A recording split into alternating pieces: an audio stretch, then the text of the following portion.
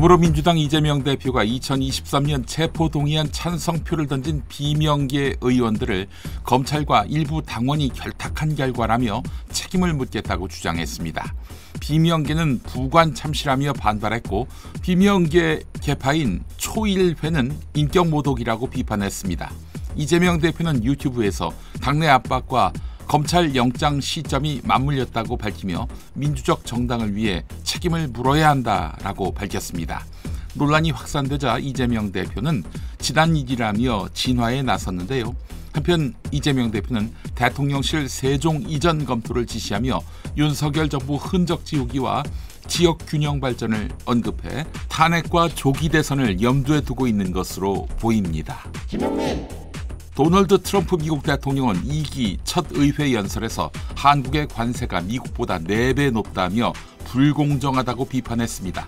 그러나 사실과 다릅니다. 한미 FTA로 대부분 상품이 무관세입니다. 트럼프는 한국을 포함한 무역 적자국을 압박하며 철강, 반도체 등의 관세 부과를 예고했습니다. 또한 반도체법 폐지를 주장하며 한국 기업에 영향을 미칠 가능성도 시사했습니다. 미국 우선주의와 거래의 기술로 동맹국을 압박하려는 의도로 보이는데요. 한국은 주한미군 방위비 증액 요구나 알래스카 LNG 프로젝트 사업 압력도 받을 수 있습니다. 정부는 상호주의에 입각해 경제성과 국익을 따져 신중히 대응하고 부당한 요구를 바로 잡아야 할 텐데 그렇다면 그런 정부가 세워져야 하겠죠? 12.3 내란 당시 국군방첩사령부, 대검찰청 과학수사부, 국가정보원 사이의 통화 내역이 드러났습니다.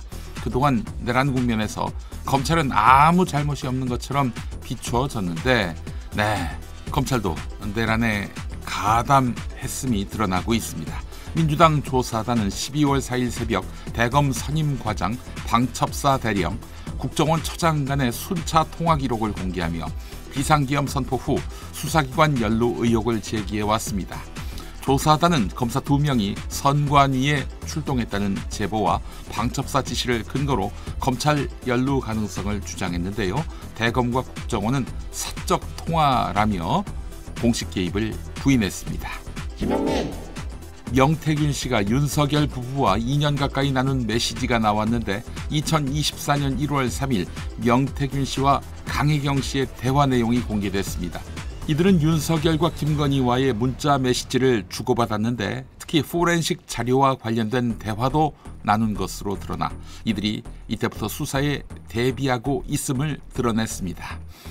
윤석열은 텔레그램을 통해 명태균 씨에게 우호적인 의견을 전달했는데 명태균은 2021년 7월 국민의힘 입당 전 명태균을 만난 적은 있지만 대선 당선 이후에는 연락이나 만남이 없었다고 밝혔습니다. 거짓말이 또 드러났습니다. 국민의힘 장제원 전 의원이 성폭력 혐의로 피소된 지 하루 만에 탈당계를 제출하며 누명을 벗고 돌아오겠다 이렇게 밝혔습니다. 2015년 부산의 동서대학교 부총장 시절 비서를 성폭행한 혐의로 검찰 수사 중이고 장제원 전 의원은 그러나 고소 내용이 거짓이라며 음모를 의심했습니다. 하지만 관련 문자 메시지도 경찰이 확보한 것으로 알려졌습니다. 문자 메시지에는 그렇게 가면 내 마음은 어떻게? 라는 취지의 내용이 담긴 것으로 알려졌습니다. 장제원이 그 비서에게 보낸 문자입니다. 2023년 우크라이나 재건 사업으로 주목받으며 주가가 급등했던 삼부토건의 대주주와 경영진이 주식을 팔아 100억 원 이상의 이익을 챙긴 것으로 드러났습니다.